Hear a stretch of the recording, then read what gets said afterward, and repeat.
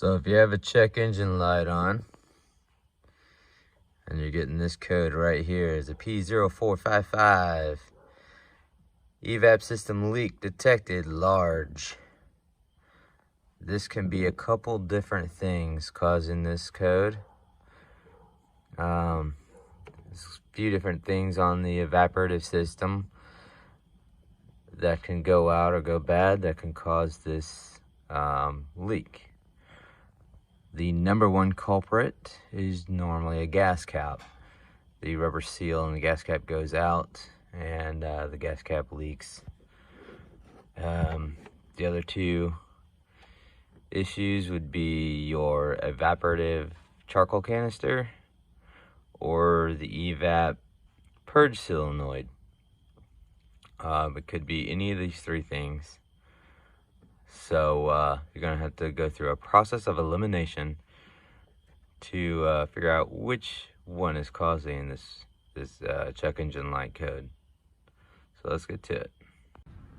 Alright, so we're going to start with the cheapest thing to replace and move up to the more expensive things to replace as we go through this process of elimination in order to get this EVAP leak issue resolved. So cheapest thing first, gas cap. Normally only $15 to $20 at an auto parts store. You can pick them up pretty cheap. Here's the original one. As you can see, it's pretty old, dirty. See this around here, around the outer edge? That's the rubber seal that seals up against the fill tube. And you can see it's pretty dirty, it's old. These can dry rot, crack, split, and cause leaks over time. So this could be the culprit. And you can see here, here's the brand new one. It's nice and pretty. I replaced this not too long ago, and about 2 days after replacing it, that engine code came back up after I'd cleared it. So gas cap, unfortunately, was not the issue. So moving on to the next step in the process of elimination, we're going to go a step up. This is a $30 part, and this will be your Purge solenoid, and that's the part number there if you go to AutoZone to get it. We've already replaced the gas cap, which was the $20 part. Now we're going to move up to the $30 part, which is the Purge solenoid, and it's also part of the evaporative system. After replacing this and clearing the code, if the code still pops up, then we'll be checking the charcoal canister and then possibly also the fuel filter. So moving on. So with the 2005 Chevy Trailblazer today, we're going to be replacing the Purge solenoid. So I don't know if you can see it, but it's kind of difficult to get to. It is down there. Now some people come up from the bottom to get to it, and if you have a two-wheel drive vehicle, that's all fine and dandy, but as you can see right here, the front drive shaft is in the way on a 4x4. So in order to get to this, I'm gonna try to come up to the top, because if you can see it, that's it right there. You got a line on this side, and there's a line on that side, and then of course you have this electrical pigtail you have to disconnect. And the bracket that mounts to is mounted with a 10mm socket. And over here, this is the new one. Now this sits down in there like that, and like I said, you got a line on this side, this little plastic cap comes off and there's a line on this side. And this is where the pigtail goes into. The bracket slides into this track up here. And again, that bracket is mounted to the engine with a 10mm. But that's what we're going to be replacing today. And hopefully that resolves the EVAP leak that I'm having with this vehicle. I'm gonna get started on this. Hopefully I can get down in there and pull that out. So here we go.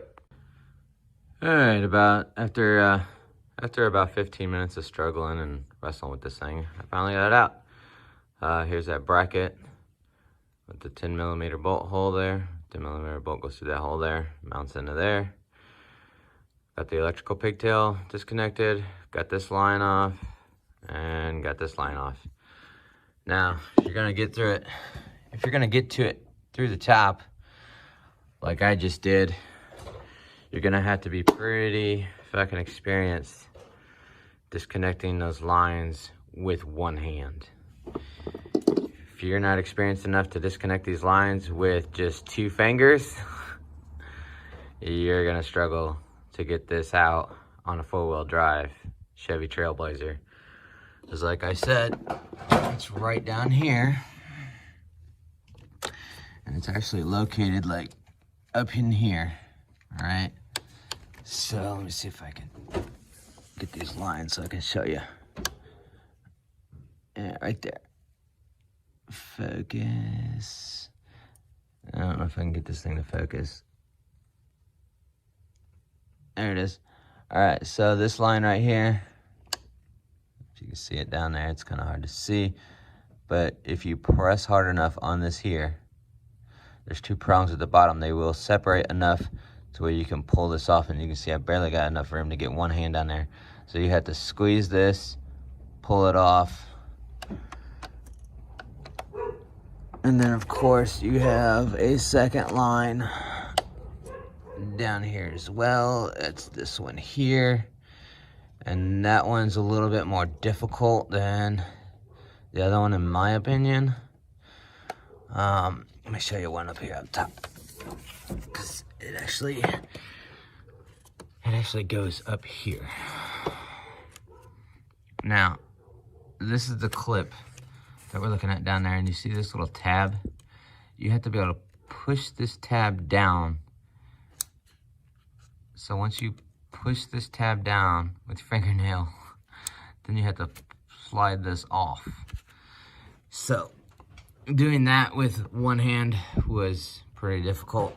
I think the tips of my fingers right now are a little raw. I fought with that just a little bit. But like I said, on a 2-wheel drive, this wouldn't be too hard to get to, but as you can see right there, that is my drive shaft for the front wheels, because this is a 4-wheel drive. So because of that drive shaft being in the way, I can't get up through the bottom. Now if this was a 2-wheel drive and not a 4-wheel drive, of course I wouldn't have this shaft for the front wheels, so that shaft wouldn't be there and you could easily get up underneath from the bottom to it. But this is a 4-wheel drive, so I cannot do that on this vehicle.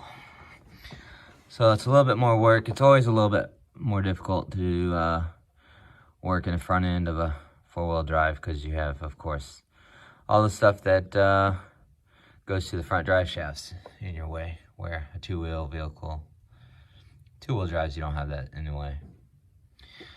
But now that I got that out, I'm going to remove this bracket from this Purge solenoid and put this bracket on the new one. Slide the new one up in there, get it bolted into place with that 10mm bolt. Plug the lines back in, plug the electrical pigtail back in, and I will be done. And hopefully that clears my code, and I'm gonna go from there. Alright, as you can see here, I've got it down here in place. I attached the line up here first, And now I'm going to press this line back on. And what you want to do is you want to press these lines in firmly until you hear a click. I don't know if you'll be able to hear it, but there it is. Now, once you press both of these lines on firmly until they click, they are now locked in. So it's now attached to that line. It's not going nowhere. And I found it's actually easier to hook all this back up and then put the 10mm bolt back in. I'm actually looking for that electrical pigtail. I lost it. Where's it at? Where'd you fall to? Alright, be right back. Gotta find that pigtail. Okay, found it. Alright, now, so this pigtail, at the clip on the top, there's a notch on the top side of this plug that clip clips onto. So make sure it's facing the correct direction. Because of this rubber boot, it might be a little, you might have to work it on there a little bit. But again, press firmly till it clicks. I don't know if you just heard that, but it clicked. And that's all the way in.